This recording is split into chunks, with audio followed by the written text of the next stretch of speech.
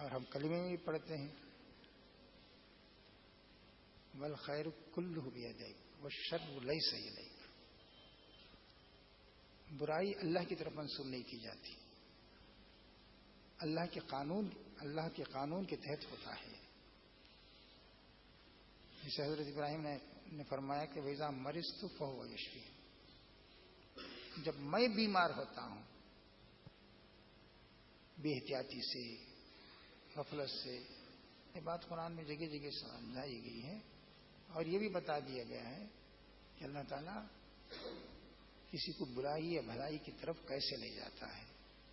سورہ واللیل اذا یغشی میں تفصیل سے یہ بات بتائی گئی ہے. آپ کسی وقت پڑھ کے دیکھ لیجئے کہ انسان کو برائی یا بھلائی کی طرف اللہ تعالیٰ کیسے لے جاتا ہے.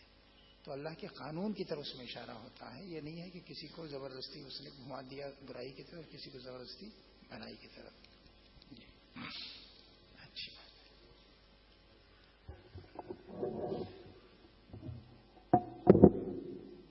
شورا کے رکن اور سیکریٹری شعبہ تربیت، مرکزی سیکریٹری شعبہ تربیت ڈاکٹر رفعت صاحب انشاءاللہ ہم سب کے سامنے پیش کریں گے. میں موصوف سے ادب سے درخواست کرتا ہوں کہ اس سلسلے میں ہماری رہنمائی فرمائیں. اسلام اور مغرب حالات حاضرہ کے تناظر میں.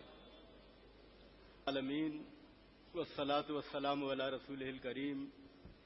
بسم اللہ الرحمن الرحیم. محترم امیر جماعت، محترم ذمہ داران جماعت، رفقاء کرام، خواتین و حضرات، تزکیہ کیمپ کے موضوعات میں ایک موضوع یہ بھی رکھا گیا ہے اسلام آپ جانتے ہیں اللہ کا دین ہے جو سارے انسانوں کے لیے ہے، ہر زمانے میں رہا ہے، ہر دور میں رہا ہے، ہر ملک کے لوگوں کے لیے ہے، ہر نسل کے لوگوں کے لیے ہے، بلا کسی تفریق کے سارے انسانوں کو اسلام خطاب کرتا ہے. اور کسی انسان کے ذہن کی پیداوار نہیں ہے بلکہ اللہ تعالیٰ کی ہدایت ہے جو سارے انسانوں کا خالق ہے، مالک ہے. تو اسلام کی یہ وہ خصوصیت ہے جو کسی اور نظریے کو یا کسی اور مذہب کو حاصل نہیں ہے. بہرحال اسلام کے تعارف پر زیادہ کچھ کہنے کی ضرورت نہیں. ہم اسلام کے مختلف پہلوؤں کے بارے میں اپنے اجتماعات میں گفتگو کرتے رہتے ہیں. دوسرا جو لفظ ہے اس میں وہ مغرب ہے. مغرب سے ہماری کیا مراد ہے؟ لوگ دنیا کے ملکوں کو مشرق اور مغرب میں تقسیم کرتے ہیں اور یہ بھی خیال ہے کہ مشرق کے لوگوں کی کچھ خصوصیات ہیں، مغرب کے لوگوں کی خصوصیات اس سے مختلف ہیں. مگر بہرحال اس عنوان میں ہماری مراد یہ نہیں ہے.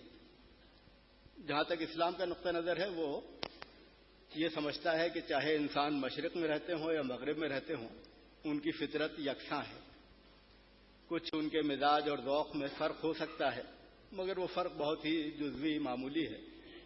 انسان کی جو فطرت ہے وہ دنیا کے ہر خطے میں یکساں ہے. تو اس عنوان میں ہماری مراد یہ تقسیم نہیں ہے جو کچھ مشرق کے ملک ہیں کچھ مغرب کے ہیں، بلکہ ہماری مراد یہ ہے کہ مغرب میں جو خاص تہذیب اور کلچر پچھلی چند صدیوں کے اندر پیدا ہوا اس کا مقابلہ کرنا ہے اسلام سے. یعنی اس عنوان میں مغرب سے مراد مغربی تہذیب ہے یا وہ مغربی کلچر ہے، وہ طرز حیات ہے، وہ سوچنے کا انداز ہے، وہ زندگی گزارنے کا ایک خاص طرز ہے اور اس کا مقابلہ اسلام سے کرنا ہے. یہ بات بھی پوچھی جا سکتی ہے کہ ہم اس تہذیب کو مغربی کیوں کہتے ہیں. تو اس کی وجہ یہ ہے کہ اسلام تو اس بنیادی بات سے گفتگو شروع کرتا ہے کہ سارے انسان ایک ہیں، چنانچہ ان کا جو زندگی گزارنے کا طریقہ ہے وہ بھی ایک ہی ہونا چاہیے اور وہ صرف خدا کی طرف سے آ سکتا ہے. لیکن اسلام کے علاوہ جتنی باتیں دنیا میں تجویز کی گئیں، جو انسانوں نے تجویز کی اپنی عقل کے ذریعے سے، وہ انسانوں کے کسی خاص گروہ کو انہوں نے خطاب کیا، سارے انسانوں کو نہیں کیا. اور یہ بھی ہوا کہ جو کچھ کہا انہوں نے اس کہنے میں ان کے حالات کا اچھا خاصا دخل تھا. ان کے حالات کا بڑا اثر پایا جاتا ہے ان کی باتوں کے اندر. اور بہت ہی بنیادی فرق یہ ہے کہ اسلام کیا ہے اسے جاننے کا معتبر ذریعہ ہمارے پاس موجود ہے. یعنی اللہ تعالیٰ کی کتاب قرآن مجید اور نبی کریم صلی اللہ علیہ وسلم کا اسوہ، آپ کی سنت، یہ اسلام کو جاننے کا معتبر ذریعہ ہے. لیکن مغربی تہذیب کیا ہے، اس کی کوئی ایک کتاب نہیں ہے کہ آپ اس کتاب کو کہہ سکیں کہ یہ بتاتی ہے کہ مغربی تہذیب کیا ہے. چنانچہ ہم مجبور ہیں کہ اس تہذیب کو مغربی کہیں، اس لیے کہ وہ ایسی کوئی کتاب نہیں رکھتی جس کتاب کی طرف حوالہ دیا جا سکتا ہو اور جس کو ہم بنیاد قرار دے سکتے ہوں. تو اس عنوان میں یہ دیکھنا پیش نظر ہے کہ یہ تہذیب جو دنیا پر غالب ہے، جس کی حکومت ہے، اس کا اور اسلام کا کیا بنیادی فرق ہے. کیا بات ہے جو اسلام پیش کرتا ہے، کیا چیز ہے جو یہ تہذیب دنیا پر غالب کرنا چاہتی ہے. آپ جانتے ہیں کہ پچھلی صدی میں جب جماعت اسلامی نے اور اخوان المسلمون نے اپنا کام شروع کیا تو ان کے مفکرین نے امت مسلمہ کو بھی آواز دی اور پوری انسانیت کو بھی خطاب کیا. امت مسلمہ کو یاد دلایا کہ وہ اللہ کے دین کے امین ہیں اور ان کو ساری دنیا تک اللہ کی ہدایت کو پہنچانا ہے، اور انسانوں کو بتایا کہ وہ اللہ کے بندے ہیں، انہیں اللہ کی بندگی کرنی چاہیے. یہ جو کچھ پیغام ان تحریکوں نے دیا، اس پیغام کے سلسلے میں ان کے سامنے یہ بات تھی کہ ہمیں حق کو پیش کرنے کے ساتھ ساتھ جو غلط باتیں لوگوں کے ذہن میں موجود ہیں پہلے سے، ان کی تردید بھی کرنی ہوگی. اور یہ بات وہی ہے جو انبیاء علیہ السلام کرتے آئے ہیں. انہوں نے جب بھی انسانوں کو حق کی طرف بلایا، انہوں نے یہ جائزہ بھی لیا کہ انسان کس گمراہی میں مبتلا ہے اور اس گمراہی کی تردید بھی کی. چنانچہ مولانا مودودی کی تحریروں میں، سید قطب اور امام حسن بننا شہید کی تحریروں میں آپ یہ باتیں بھی دیکھ سکتے ہیں کہ انہوں نے حق کے ساتھ اس وقت کا جو باطل تھا، جو غلط باتیں تھیں، ان کی تردید بھی کی. تو تردید کے سلسلے میں یہ سوال پیدا ہوتا ہے کہ اس دور کی بڑی گمراہی کیا ہے، اور اس کا جواب مولانا مودودی کی تحریروں میں بہت واضح ہے کہ وہ یہ کہتے ہیں کہ اس دور کی سب سے بڑی گمراہی مغربی تہذیب ہے، اور باقی گمراہیاں بھی دنیا میں پائی جاتی ہیں مگر ان کا جو رول ہے، کردار ہے، وہ اس کے بعد ہے، ثانوی ہے. سب سے بڑی گمراہی یہ ہے. اخوان کے رہنماؤں کی تحریروں میں اس موضوع پر زیادہ گفتگو نہیں ہے، مگر جتنی ہے بہرحال وہ اسی بات کی تائید میں ہے. یعنی وہ بھی مغربی تہذیب ہی کو دنیا کی سب سے بڑی گمراہی قرار دیتے ہیں. چنانچہ اسلامی تحریک کے لٹریچر میں جس طرح اسلام کے مختلف پہلوؤں کا تعارف کرایا گیا ہے، اسلام کو سمجھایا گیا ہے، اس کی تفہیم کی گئی ہے، اسلامی نظام حیات کیا ہے بتایا گیا ہے، اسی طرح مغربی تہذیب پر تنقید بھی کی گئی ہے. اس کے فلسفوں اور نظریات کا جائزہ بھی لیا گیا ہے، اس کا تجربہ جو دنیا نے کیا ہے اس کا جائزہ بھی لیا گیا ہے اور اس پر گرفت کی گئی ہے.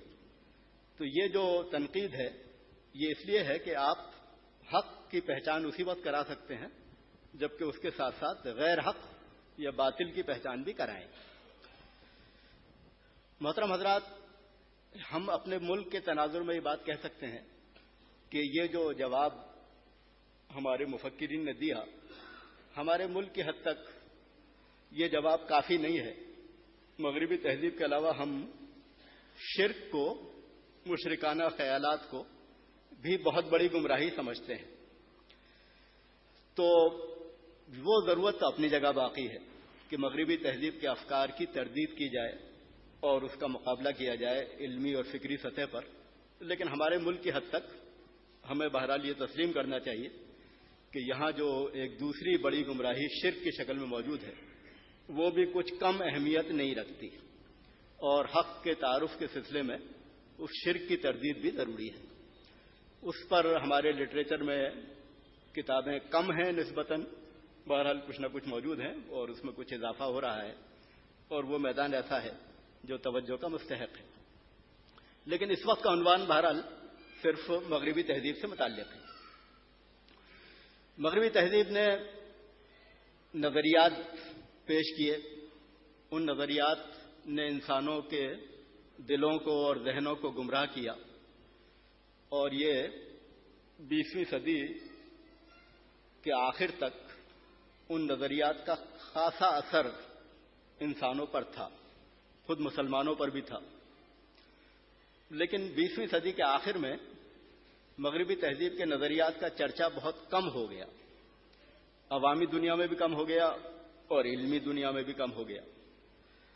تو اب جو مغربی تہذیب کا فتنہ ہے وہ نظریات کا زیادہ نہیں ہے بلکہ کلچر کا زیادہ ہے، اور وہ کلچر بے حیائی کا کلچر ہے.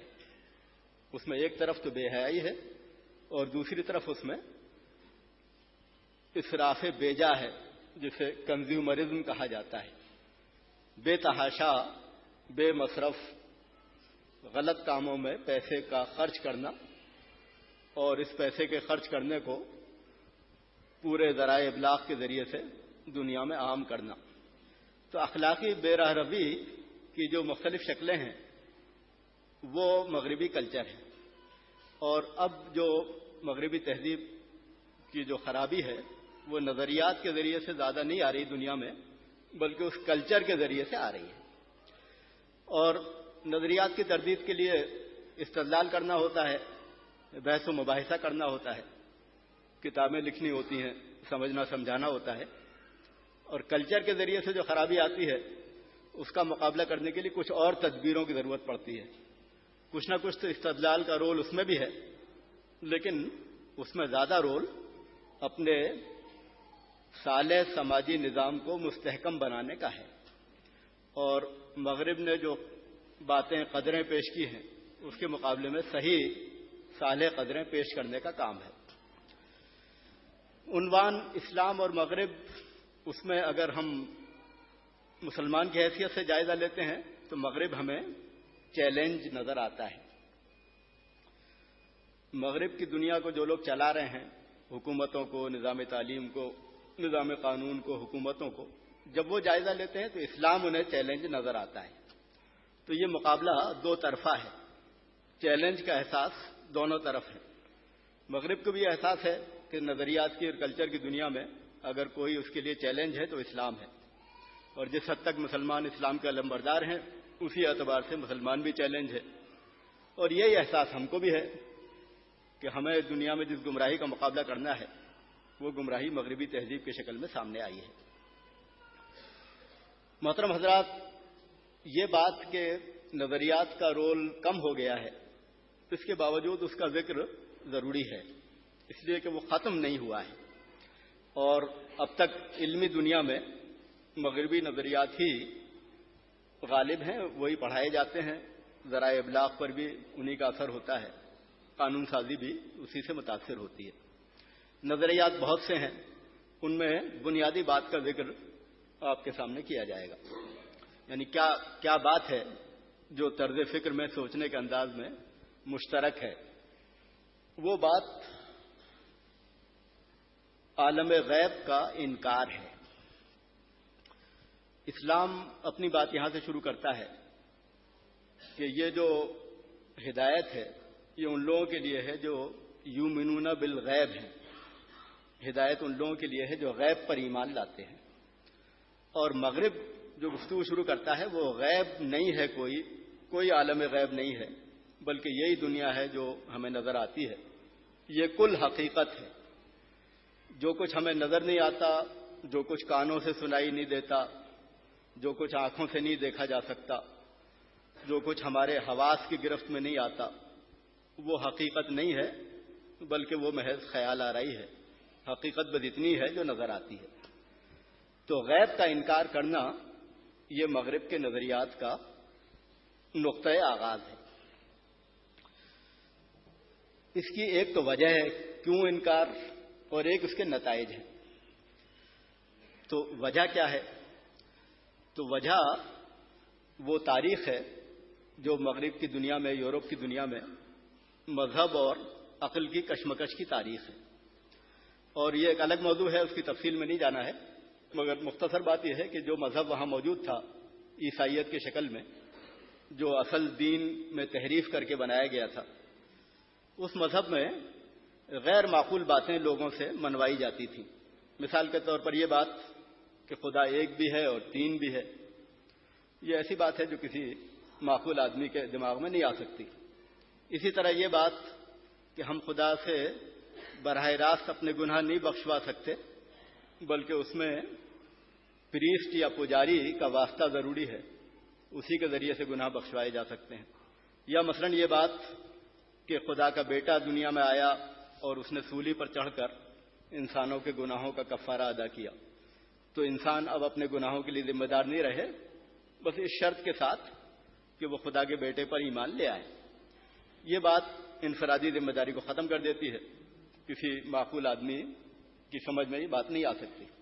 اسی طرح یہ بات کہ خدا کی کتاب کی تشریح و تعبیر، اس کو سمجھنے کا کام عام انسان نہیں کر سکتے، بلکہ وہ کچھ خاص لوگ ہی کر سکتے ہیں جن کا تعلق چرچ سے ہے. وہ جو کچھ تعبیر کریں گے وہی سمجھی جائے گی، وہی معتبر ہوگی، عام انسانوں کو یہ حق حاصل نہیں ہوگا. تو یہ جو پورا نظام ہے انسانوں پر انسانوں کی خدائی جمانے کا مذہب کے نام پر، یہ وہ نظام تھا جس سے لوگوں نے بغاوت کی، اور اس بغاوت کے متبادل کے طور پر عقل کو پیش کیا کہ مذہب کی حکمرانی کے بجائے عقل کی حکمرانی ہونی چاہیے.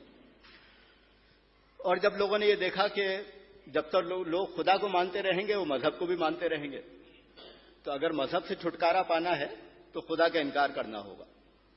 اور جب تک لوگ عالم غیب کو مانتے رہیں گے، فرشتوں کو، وحی کو، غیب کی چیزوں کو، جنت اور دوزخ کو، اس وقت تک وہ خدا کو بھی مانیں گے. اس لیے ان کے جذباتی رد عمل نے یہ شکل اختیار کی کہ پوری دنیا غیب کا انکار کر دیا جائے. یہ وہ بات ہے جو مغربی نظریات کا، جسے آپ فرا کہہ سکتے ہیں، جہاں سے گفتگو شروع ہوتی ہے.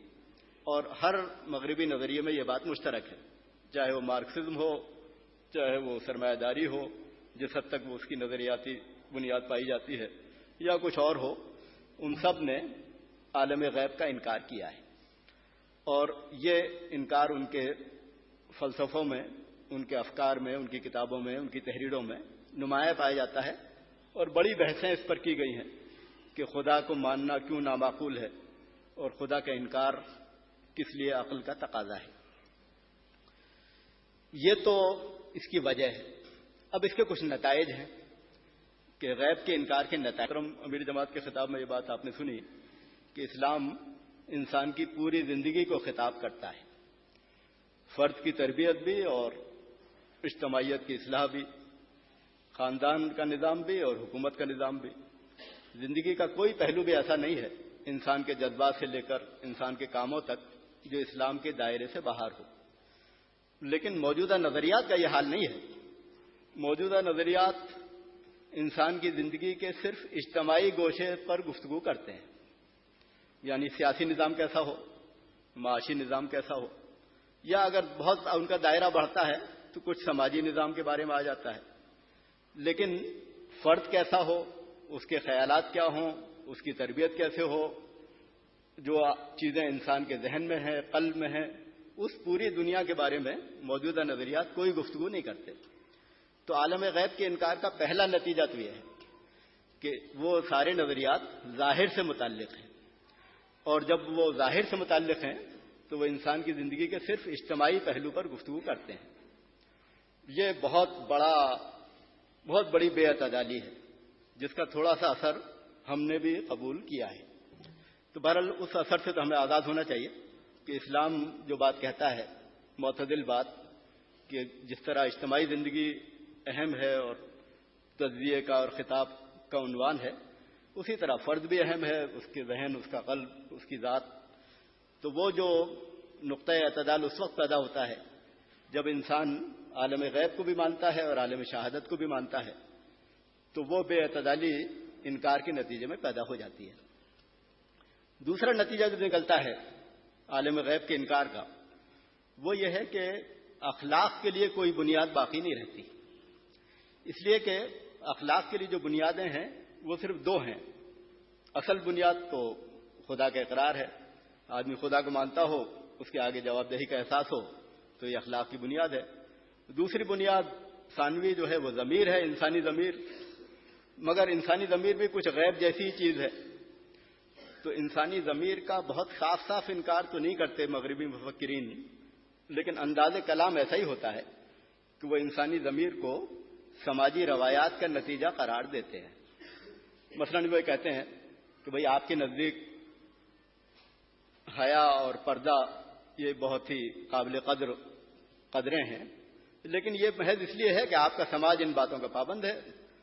اگر آپ کا سماج کی روایت کچھ اور ہوتی تو اس کی الٹی بات آپ کے نزدیک قابل قدر ہوتی۔ تو ان کے نزدیک انسانی ضمیر جو ہے وہ محض خیال ہے، ورنہ اصل میں تو وہ محض سماجی روایات ہیں۔ باپ دادا نے کچھ سکھا دیا تو ہم نے سمجھا کہ یہ انسانی ضمیر کا تقاضا ہے، حالانکہ وہ محض ہماری روایت یا ٹریڈیشن ہے۔